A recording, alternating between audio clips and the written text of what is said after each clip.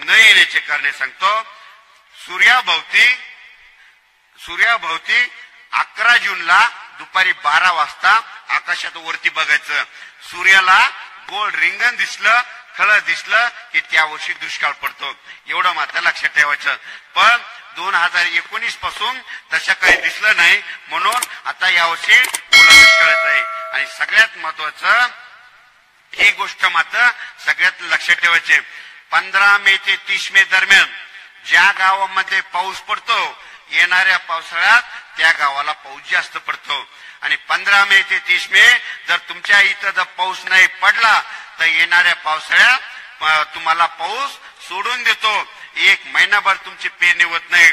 मग काय होतं, अशी परिस्थिती होते की गावाचे गाव एक पट्टा सुटतो, कोणी शेतकऱ्याला सांगायला नाही पाहत.